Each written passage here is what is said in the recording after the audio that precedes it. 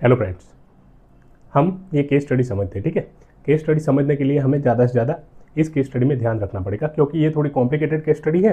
Technological word यहाँ पे use हुए हैं और क्या है ना, इसमें क्वेश्चन भी चार चार दिए हुए हैं। तो कम टाइम में ज़्यादा से ज़्यादा इस केस स्टडी को एग्जाम में भी लिखना होता है, तो ज़्यादा से ज़्यादा हम अच्छे से समझेंगे। यहाँ पे इस तरह की केस स्टडी अभी अलग अलग एग्जाम में पैटर्न में थोड़ी इवॉल्व हो रही है। इस तरह की लेंथी केस स्टडी आ रही है, तो कम टाइम में ज़्यादा लिखने की वजह से हमें ज़्यादा अच्छे से समझना भी पड़ेगा। ठीक है, और तो हम समझते चलो केस स्टडी को, और फिर हम इस केस स्टडी को करने की कोशिश करते हैं। एक टेक्नोलॉजी कंपनी है, कंपनी का नाम है एबीसी इनकॉर्पोरेट। ठीक है, और वो वर्ल्ड की क्या है, सेकंड लार्जेस्ट कंपनी है, वर्ल्ड की सेकंड लार्जेस्ट कंपनी है। और ये कंपनी कहाँ पे सिचुएटेड है अभी, तो थर्ड वर्ल्ड कंट्री में सिचुएटेड है। थर्ड वर्ल्ड कंट्री में अभी सिचुएटेड है ये कंपनी। सपोज हम बात करें इंडिया की, रिलायंस कंपनी है। पेरेंट ऑर्गेनाइजेशन कहाँ की है, तो इंडिया की, मेन इंडिया की कंपनी है, पर उनकी अलग अलग कंट्रीज में ब्रांचेस होती है रिलायंस की, क्योंकि मल्टीनेशनल कंपनी है।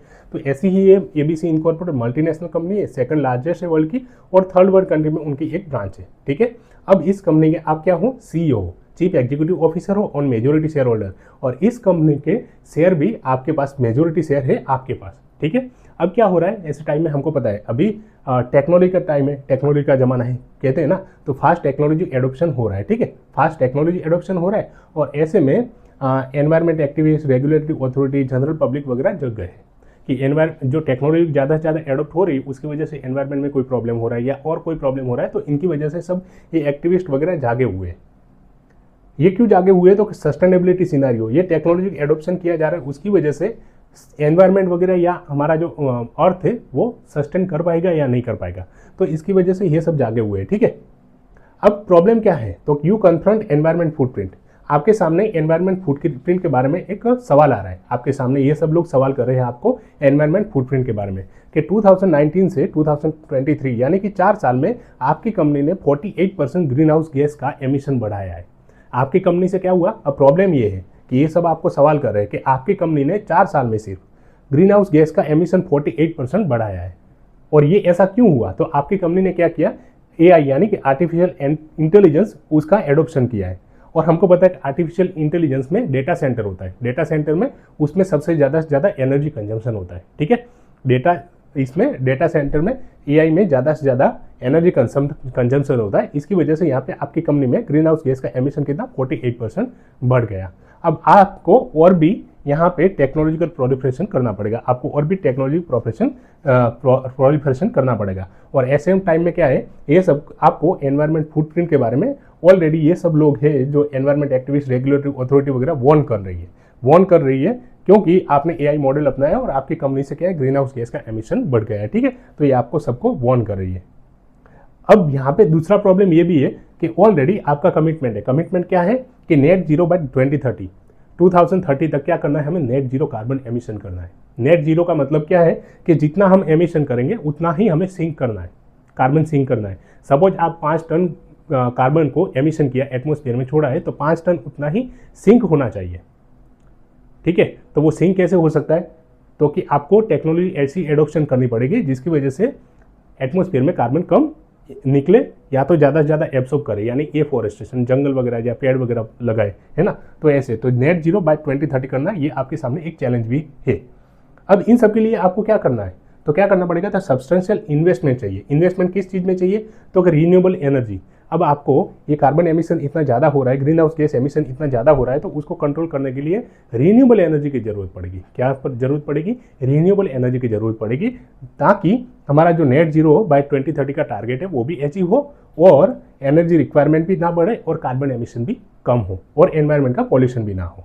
अब यहाँ पे डिफिकल्टी क्या है कि आपकी कंपनी को इनोवेशन की भी जरूरत पड़ेगी। इनोवेशन क्यों जरूरत पड़ेगी, कि समय के साथ में हर कोई आपके सराउंडिंग में कंपटीशन से चल रहा है, और आपकी कंपनी तो सेकंड लार्जेस्ट वर्ल्ड में है। ठीक है, तो आपको भी इनोवेशन करना पड़ेगा, आप दूसरों के लिए एग्जाम्पल बनोगे। तो टेक्नोलॉजी के मार्केट वगैरह में जाने के लिए आपको इनोवेशन की जरूरत पड़ेगी। अब इनोवेशन में आपको यहाँ पे क्या करना पड़ेगा, तो बैलेंस लेके चलना पड़ेगा, कि बैलेंस किस चीज़ में, तो कि मार्केट में टिकने के लिए आपको एक इनोवेशन करना पड़ेगा, आपकी कंपनी की प्रॉफिटेबिलिटी भी आपको ध्यान में रखनी होगी, और सस्टेनेबिलिटी किस चीज़ की, तो एनवायरनमेंट जो ग्रीन हाउस गैस वगैरह जो ये इंक्रीज हो रहा है, तो उसको भी कम करना पड़ेगा। कम करेंगे तभी तो सस्टेनेबिलिटी रह पाएगी ना। सस्टेनेबिलिटी यानी कि टिकाऊ, लॉन्ग टर्म के लिए टिके, ऐसा विकास है ना, तो वो भी आपको आजमाना पड़ेगा। तो इस तरह की ये केस स्टडी है। यहाँ पे स्ट्रेटेजिक मूव क्या हो सकता है, तो कि line with business and ethical obligation. As a CEO आपको बिजनेस एंड एथिकल ऑब्लिगेशन दोनों का पालन करना है यहाँ पे। इस तरह की पूरी की पूरी केस स्टडी है, ठीक है। अब इस केस स्टडी में क्या है, 4 टाइप के क्वेश्चन पूछे गए हमें। 4 टाइप के क्वेश्चन पूछे गए कि इमीडिएट रिस्पॉन्स टू चैलेंजेस, इसमें कोई चैलेंजेस आ रहे हैं, इसमें इमीडिएट रिस्पॉन्सेस क्या हो सकते हैं। एथिकल इश्यूज, इस केस स्टडी में पूरे में एथिकल इश्यूज कौन से, नैतिक समस्याएं क्या है। फिर your company penalise by technological giants, logical and ethical argument, आपकी कंपनी है वो टेक्नोलॉजिकल जायंट से पिनलाइज की गई है ना, उनको पेनल्टी लगाया गया है ऐसा लग रहा है। तो लॉजिकल एंड एथिकल आर्गुमेंट इनके अगेंस्ट में क्या हो सकता है, आप उनको हवाला क्या दे सकते हो, किस चीज़ में आप लॉजिकल एंड एथिकल आर्गुमेंट इस चीज़ में आप अपना सकते हो। फिर बीइंग अ कंसाइंस बीइंग, आप एक कंसाइंस पर्सन है। कंसाइंस यानी कि आप अंतरात्मा की आवाज़ सुनते हो, आप कोई गलत काम नहीं करते, ऐसे कंसाइंस बीइंग है, कंसाइंस पर्सन है। तो आप मेजर्स क्या लोगे to maintain balance between innovation and environment footprint, क्योंकि फास्ट टेक्नोलॉजी है, आपको मार्केट में टिकने के लिए क्या करना पड़ेगा, इनोवेशन भी करना पड़ेगा। तो इनोवेशन के लिए और एनवायरमेंट फुटप्रिंट को मेंटेन करने के लिए यानी सस्टेनेबिलिटी को चलाने के लिए आप यहाँ पे क्या मेजर्स लोगे। इस तरह के 4 क्वेश्चन पूछे गए हमें, ठीक है। इस तरह के 4 क्वेश्चन पूछे गए। तो सबसे पहले तो हमें पता है हमें क्या करना है यहाँ पे, तो सबसे पहले हमें स्टेक होल्डर लिख लेना है, ठीक है। तो इस केस स्टडी में पूरा का पूरा स्टेक होल्डर कौन है, सबसे पहले टेक्नोलॉजी कंपनी एबीसी लिमिटेड है। फिर आप है, कौन है आप, तो सीईओ है। फिर कौन है, एनवायरमेंट एक्टिविस्ट है, regulatory authority and in general public है, ठीक है। ये 5 स्टेक होल्डर तो हो गए। और कोई स्टेक होल्डर हमें लग रहा है यहाँ पे, डायरेक्ट स्टेक होल्डर नहीं है, पर कौन है, तो एनवायरमेंट भी स्टेक होल्डर हो गया, क्योंकि अल्टीमेटली किसको नुकसान हो रहा है यहाँ पे, एनवायरमेंट को प्रॉब्लम हो रहा है, एनवायरमेंट में नुकसान हो रहा है, ठीक है। तो ये एनवायरमेंट भी, और बहुत सारी कम्पिटेटिव जो कंपनीज हो सकती है आपके साथ में कंपटीशन में हो, है ना, तो ऐसी कम्पिटेटिव कंपनीज भी आप देख सकते हो यहाँ पे। तो ये 5 से स्टेक होल्डर यहाँ पे हो गए। अब यहाँ पे प्रॉब्लम क्या है, सबसे बड़ा हमें प्रॉब्लम समझना है। प्रॉब्लम जब समझेंगे तभी प्रॉब्लम को एड्रेस भी कर पाएंगे ना। तो प्रॉब्लम यहाँ पे ये हो रहा है कि आपकी कंपनी ने क्या है, एनवायरमेंट फुटप्रिंट में जो ग्रीन हाउस गैस का एमिशन 4 साल में 48% कर दिया। अब ये क्यों हुआ, तो एआई की वजह से। एआई में ज़्यादा से ज़्यादा एनर्जी चाहिए। तो अब यहाँ पे क्या प्रॉब्लम है कि आपको आपकी कंपनी को मतलब सस्टेनेबिलिटी के लिए इनोवेशन भी करना पड़ेगा। किस चीज़ में इनोवेशन करोगे आप, तो एक तो रीन्यूएबल एनर्जी अपनाना पड़ेगा। रीन्यूएबल एनर्जी अपनाओगे तभी ग्रीन हाउस गैस का एमिशन कम होगा, ठीक है। ये भी एक करना पड़ेगा। फिर क्या है आपको, तो आपकी कंपनी को प्रॉफिट में भी रखना पड़ेगा, सस्टेनेबिलिटी में भी रखना पड़ेगा। और एआई है, क्या आप यहाँ पे एआई की वजह से कार्बन एमिशन ज़्यादा हो रहा है, ग्रीन हाउस गैस एमिशन ज़्यादा हो रहा है, तो क्या एआई को बंद कर दोगे, तो ये भी ऑप्शन नहीं है। क्योंकि टेक्नोलॉजी आती है तो कुछ ना कुछ उनके साथ में प्रॉब्लम भी आते हैं, ठीक है, प्रॉब्लम भी आते हैं। तो हम उन प्रॉब्लम को सॉल्व करते हुए साथ में लेके चलना है, ठीक है। तो यहाँ पे एआई के साथ में हमें जीना है, एआई के बिना नहीं, पर एआई में कुछ भी प्रॉब्लम है तो उसको एड्रेस करते हुए जाना है, ठीक है। तो ये भी इस तरह का एक प्रॉब्लम है। तो ये सब प्रॉब्लम है, इन प्रॉब्लम को हमें समझना है, ठीक है, और उनको एड्रेस करना है, और इनकी वजह से जो एनवायरनमेंट में डिग्रेडेशन हो रहा है, ठीक है। तो सबसे पहले इमीडिएट रिस्पॉन्स टू चैलेंजेस हमारा क्या हो सकता है, तो कि एनवायरनमेंट एनवायरनमेंट के इम्पैक्ट जो हो रहा है वो कम करना है। अब एनवायरनमेंट इम्पैक्ट कैसे कम करेंगे, कौन सा एनवायरनमेंट इम्पैक्ट, तो ये 4 साल में 48% ग्रीन हाउस गैस एमिशन बढ़ गया, तो उस गैस एमिशन को क्या करना है, कम करना है, ठीक है। तो ग्रीन हाउस गैस एमिशन कम करना है, और ये कैसे हो सकता है, तो रीन्यूएबल एनर्जी हम अपनाएंगे, तो रीन्यूएबल एनर्जी से हो सकता है कि रीन्यूएबल एनर्जी से कम ग्रीन हाउस गैस निकलता है, ठीक है। और इसकी वजह से क्या होगा, यूटिलिटेरियनिज्म का प्रिंसिपल है जो वो फॉलो होगा, सबसे ज़्यादा लोगों को फायदा होगा, ठीक है। Cost of adoption of renewable energy, अब क्या है यहाँ पे क्या बोला है कि रीन्यूएबल एनर्जी के लिए सब्सटेंशियल इन्वेस्टमेंट जरूरी है, ठीक है। हो सकता है आपकी कंपनी बल्कि सेकंड लार्जेस्ट तो है ही, पर आपके पास शायद यहाँ पे फंड ना हो, और आपको क्या करना पड़ेगा, रीन्यूएबल एनर्जी के लिए सब्सटेंशियल इन्वेस्टमेंट चाहिए यहाँ पे। तो अब इन्वेस्टमेंट के लिए आप क्या करोगे, तो कोलेब्रेशन करोगे, और कोई आपके साथ में कम्पिटेटिव कंपनी हो दूसरी, उनके साथ में कोलेब्रेशन करो। हो सकता है वो भी रीन्यूएबल एनर्जी के लिए कुछ ट्राई कर रहे हो, तो उनके साथ में कोलेब्रेशन करके आप रीन्यूएबल एनर्जी की तरफ जाओ। और क्या कर सकते हो, क्राउड फंडिंग आप कर सकते हो, आप बॉन्ड रिलीज कर सकते हो ग्रीन एनर्जी के लिए, है ना, रीन्यूएबल एनर्जी के लिए बॉन्ड रिलीज कर सकते हो, और बॉन्ड से आप पैसे लेके इन्वेस्टमेंट करवा सकते हो, गवर्नमेंट से सब्सिडी ले सकते हो, तो ये सब आप कर सकते हो, ठीक है। तो इस तरह का cost of adoption of renewable energy कैसे मीट हो सकता है, तो क्राउड फंडिंग कर सकते हैं और गवर्नमेंट सब्सिडी वगैरह अलग अलग। फिर लीडरशिप इन एनवायरमेंट स्टैंडर्ड, आपको यहाँ पे लीडरशिप लेना पड़ेगा। लीडरशिप किस चीज़ में, तो एनवायरमेंट स्टैंडर्ड मेंटेन करने में। एनवायरमेंट स्टैंडर्ड मेंटेन करना क्यों जरूरी है? तो कि नेट जीरो बाय 2030 हमें अचीव करना है, इसके लिए ग्रीन हाउस गैस एमिशन है वो कम करना है, ठीक है। ग्रीन हाउस गैस एमिशन है वो कम करना है। तो इसके लिए हमें क्या चाहिए? इनोवेशन करना पड़ेगा। इनोवेशन किस चीज़ में करेंगे? तो रिन्यूएबल एनर्जी में इनोवेशन करेंगे। और किस चीज़ में इनोवेशन करेंगे? तो कि एआई में भी इनोवेशन करेंगे, ताकि उसमें से कम एनर्जी क्या हो, कम से कम एनर्जी निकले। तो ऐसा भी हमें ट्राई करना पड़ेगा। तो इस तरह का भी हम लिख सकते हैं कि लीडरशिप मेंटेन करेंगे एनवायरमेंट स्टैंडर्ड में, एंड कम्पिटेटिवनेस मेंटेन करेंगे हम मार्केट में, ठीक है। तो इस तरह के आपके इमीडिएट रिस्पॉन्स हो सकते हैं। अब यहाँ पे एथिकल इश्यूज क्या है? एथिकल इश्यूज हमें समझना है कि एथिकल इश्यूज इस केस में क्या है। सबसे पहले तो एनवायरमेंट फुटप्रिंट वो बढ़ रहा है, 48% हो गया है 4 साल में। तो कि एनवायरमेंट का डिग्रेडेशन हो रहा है, यहाँ पे आ गया एनवायरमेंट डिग्रेडेशन। अब क्या है? तो कि आपकी कंपनी को क्या यहाँ पे ये कन्फ्रंट हो रही है आपकी कंपनी, और पिनलाइज भी किया जा रहा है आपकी कंपनी को, है ना। तो क्या एक विश्व की, वर्ल्ड की सेकंड लार्जेस्ट कंपनी है, उस कंपनी को अगर पिनलाइज करोगे तो बाकी कंपनीज में क्या इम्पैक्ट जाएगा? उसका नेगेटिव इम्पैक्ट जा सकता है, ठीक है, नेगेटिव इम्पैक्ट जा सकता है। तो ये भी एक ऑप्शन नहीं है।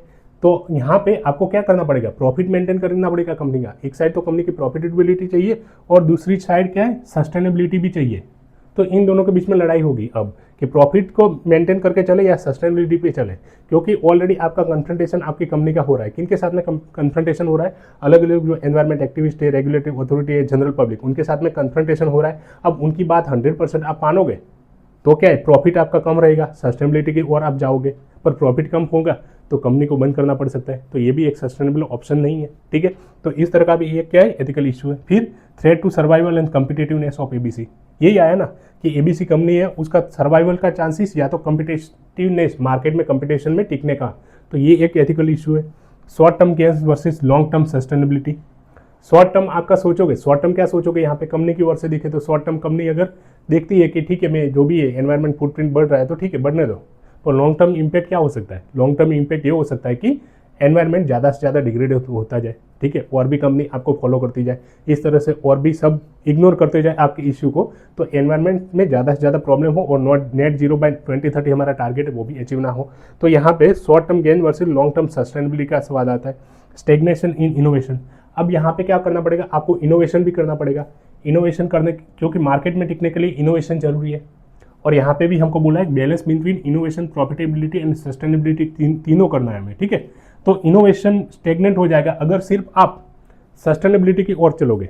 क्या करोगे? आप सिर्फ सस्टेनेबिलिटी की ओर चलोगे। आप सिर्फ कंपनी के रिन्यूएबल एनर्जी में आप अगर इन्वेस्टमेंट करोगे तो आपके पास और कोई पैसा नहीं रहेगा, और पैसा नहीं रहेगा तो आप क्या इनोवेशन नहीं कर पाओगे। तो स्टेग्नेशन इन इनोवेशन, ये भी एक एथिकल इशू हो सकता है, ठीक है। तो ऐसे हम 4-5 एथिकल इश्यूज लिख सकते हैं यहाँ पे, ओके। फिर क्या हो सकता है आपका? अब थर्ड ये क्वेश्चन पूछा गया है कि your company penalise by technological giants, logical and ethical argument. अब आपकी कंपनी को पिनलाइज किया जा रहा है, तो आपके लॉजिकल एंड एथिकल आर्ग्यूमेंट इनके अगेंस्ट में क्या हो सकता है? क्या हो सकता है यहाँ पे? तो commitment to the transparency and dialogue. सबसे पहला ये आप बोलोगे कि हम कमिट करेंगे और ट्रांसपेरेंट रहेंगे। कुछ हर हमारा जो कंपनी का जो शेयर होल्डर होगा और स्टेक होल्डर होंगे, हम हर किसी से बात करेंगे, ओपनली उनके साथ डायलॉग करेंगे। इस सिचुएशन में हम क्या कर सकते हैं, हमें क्या करना चाहिए, उनके साथ बातचीत करके एक हल निकालने की कोशिश करेंगे। हो सकता है वो भी हम सब लोग हमें सपोर्ट करने के लिए रेडी हो कि ठीक है, चलो हम इनोवेशन करते हैं, रिन्यूएबल एनर्जी में भी, उसमें भी इन्वेस्टमेंट भी करते हैं, और एआई में भी हम इनोवेशन करते हैं, ताकि एनर्जी रिक्वायरमेंट भी कम हो, ठीक है। तो ओपन डायलॉग करेंगे हम, और ट्रांसपेरेंसी लाएंगे हमारी कंपनी में और हमारी पॉलिसी में। Innovation is the key to future, AI is the key to innovation. ये खास याद रखना है, इनोवेशन की टू फ्यूचर। फ्यूचर के लिए इनोवेशन जरूरी है। आज हम जो वीडियो हम पढ़ रहे हैं वो इनोवेशन की वजह से ही है। पहले हम क्लास में जाके पढ़ते थे, पर अब ऑनलाइन डायरेक्टली पढ़ रहे हैं। तो इनोवेशन तो होना ही है। Innovation is the future. तो एआई है, एआई फ्यूचर ही है। एआई के बिना आप नहीं अब जी सकते, ठीक है। तो एआई इज द फ्यूचर, इसीलिए। और एआई कैसे होगा? तो एआई की टू इनोवेशन, इनोवेशन की वजह से तो एआई आया ना, तो आप इनोवेशन को साइडलाइन नहीं कर सकते, ठीक है। यहाँ पे तो ये आप बोल सकते हो। फिर science of today is the technology of tomorrow. आज हमें साइंस लग रहा है वो टुमारो की टेक्नोलॉजी है। आज हमें यहाँ पे लग रहा है कि मीन्स कि एआई है, हमें एआई एक सिंपल साइंस लग रहा है, पर वो ही फ्यूचर हमारा बनाएगा, वो ही टुमारो की टेक्नोलॉजी है। एआई के बिना फ्यूचर में आप कुछ नहीं कर सकते। अब तो इस तरह जो हम पढ़ रहे हैं वो पढ़ने के वीडियो भी एआई से बन रहे हैं, ऑटोमेटिकली एआई से वीडियो बन रहे, वीएफएक्स बन रहे, बड़ी बड़ी मूवीज बन रही है, ठीक है। तो ये क्या है, science of today is the science of today is the technology of tomorrow, ठीक है। तो ये हो गई, इस तरह से होता है, ठीक है। और एआई है, एआई क्या है, एआई की वजह से कॉस्ट कटिंग हो रहा है, एआई की वजह से स्केलेबिलिटी बढ़ रही है कंपनी की, कंपनी ज़्यादा से ज़्यादा, अब कंपनी क्यों एआई अपना रही है, तो उसके फायदे हैं ना, गेन ज़्यादा हो रहा है कंपनी को ज़्यादा गेन हो रहा है, जो उनको प्रॉब्लम है, प्रॉब्लम तो कम हो रही है यहाँ पे कंपनी को जो कॉस्ट बेनिफिट हम देखा जाए तो कॉस्ट बेनिफिट कंपनी को अच्छी हो रही है, यहाँ पे ज़्यादा कम कॉस्ट के बावजूद बेस्ट बेनिफिट उनको मिल रहा है कंपनी को, तो इसकी वजह से तो एआई अपना रही है वो। जबकि 48% एनर्जी रिक्वायरमेंट, उनका ग्रीन हाउस गैस एमिशन बढ़ा है स्टिल तो भी, और एनर्जी रिक्वायरमेंट बढ़ा है तो भी वो ग्रीन हाउस एआई के साथ में जी रही है। तो यही यहाँ पे हमें कहना चाहता है, ठीक है। इसलिए collaboration is the need not criticism. तो ये है, innovation is the key to future, AI the key to innovation, science of today is the tech of tomorrow. इसीलिए क्या है कि कोलैबोरेशन की जरूरत है, यहाँ पे क्रिटिसिज्म की जरूरत नहीं है। इसलिए आपको जो भी पिनलाइज कर रहा है, आपको क्रिटिसिज्म कर रहे, उनकी क्रिटिसिज्म की जगह उनको बोलो कि आप कोलैबोरेशन करो, आप हमें साथ दो, ठीक है। तो ये आप ऐसे पॉइंट्स लिख सकते हो। अब लास्ट में क्या है, being a conscious being measures to maintain balance between innovation and environment footprint. तो अल्टीमेटली यहाँ पे तात्पर्य लास्ट में क्या है कि हमें इनोवेशन के बिना भी हम नहीं जी सकते, इनोवेशन भी करना पड़ेगा, हमें एआई के साथ भी जीना पड़ेगा, पर साथ साथ में हम सस्टेनेबिलिटी, हमारे फ्यूचर को भी हम बिगाड़ नहीं सकते। कहीं पे भी इस तरह की केस स्टडी आती है जहाँ पे आपको लग रहा है कि डेवलपमेंट और एनवायरनमेंट के बीच में लड़ाई हो रही है, तो आप ये नहीं कह सकते कि डेवलपमेंट भी नहीं करना है और सिर्फ एनवायरनमेंट को प्रोटेक्ट करना है। या तो ये भी आप नहीं लिख सकते सिर्फ डेवलपमेंट करना है और एनवायरनमेंट को इग्नोर करना है। आपको हमेशा ये याद रखना है कि बैलेंस लेके चलना है दोनों के बीच में। तो यहाँ पे क्या है, हमारा बैलेंस होना चाहिए कि इनोवेशन एंड एनवायरनमेंट फुटप्रिंट के बीच में। अब इनोवेशन हम किस चीज़ में करेंगे, तो ग्रीन एआई टेक्नोलॉजी में करो ताकि एनर्जी रिक्वायरमेंट उनकी कम हो, एनर्जी रिक्वायरमेंट कम हो। रिसर्च एंड डेवलपमेंट बढ़ाओ एनर्जी एफिशिएंट एआई में, कि कम एनर्जी एआई में जरूरत पड़े, कम एनर्जी एआई में रिक्वायरमेंट हो, ठीक है। फिर क्या कर सकते हैं हम कि रीन्यूएबल एनर्जी अपना सकते हैं, रीन्यूएबल एनर्जी ज़्यादा से ज़्यादा अपनाओ। कार्बन न्यूट्रल एआई ऐसा बना लो कार्बन न्यूट्रल हो, कार्बन न्यूट्रल यानी कि जितना एमिशन हो रहा है कार्बन का उतना ही वो कार्बन सिंक भी हो, है ना। तो इस तरह का एआई हम एडॉप्ट कर सकते हैं। Regular environment impact review, regular environment impact review करो हम कि कितना कार्बन या तो green house gas emission environment में हो रहा है, कितना बढ़ रहा है या कम हो रहा है या नहीं हो रहा है, ठीक है। तो उसका रिव्यू करते रहो। एजुकेशन इनिशिएटिव लो, एजुकेशनल इनिशिएटिव लो कि सस्टेनेबिलिटी के बारे में हमें कैसे सोचना है, इनोवेशन भी कैसे करना है, ठीक है। रिन्यूएबल एनर्जी भी हम इनोवेशन कर सकते हैं, इन्वेस्टमेंट कर सकते हैं, ठीक है। तो इस तरह से हम इनोवेशन एंड एनवायरनमेंट फुटप्रिंट को बैलेंस करके चल सकते हैं। ये हमारे सॉल्यूशन होने चाहिए लास्ट में, ठीक है। और कंक्लूजन में हम लिख सकते हैं कि ऋग्वेद में एक अच्छा सा एक कोट लिखा हुआ है। ऋग्वेद में क्या लिखा हुआ है कि माता भूमि ही पुत्रो अहम पृथ्व्या, माता भूमि माता है, पुत्रो अहम पृथ्व्या, हम पृथ्वी के पुत्र है, यानी कि the earth is our mother, we are her children, earth हमारी माता है और हम उनके चिल्ड्रन है। तो इसीलिए सस्टेनेबल इनोवेशन हमें करना चाहिए ताकि हमारी ये माता जो अर्थ है उनको कोई प्रॉब्लम ना हो, ठीक है। तो इस तरह का हम कंक्लूजन लिख के ये पूरा का पूरा केस स्टडी समझ सकते हैं, ठीक है। या हो सकता है आपको मेरे कुछ शब्द में या कुछ दिक्कत आई हो तो आई एम सॉरी, मैं बेस्ट ट्राई करूँगा। यहाँ पे मुझे लगा कहीं कहीं थोड़ा हो सकता है कि आगे पीछे हुआ हो, पर अल्टीमेटली यही इस तरह से हम पूरा का पूरा केस स्टडी को कंप्लीट कर सकते हैं, ठीक है। और बाकी आप कहीं पे रेफरेंस मटेरियल भी यूज़ कर सकते हैं, रेफरेंस, और वहाँ पे आप डिटेल में अगर समझ नहीं आ रहा है कुछ भी तो और भी आप समझ सकते हो या कमेंट करके हमें बता सकते हो। हम आपको इंडिविजुअल भी कमेंट को एड्रेस करके आपके कोई डाउट है तो वो सॉल्व कर सकते हैं, ठीक है। Thank you.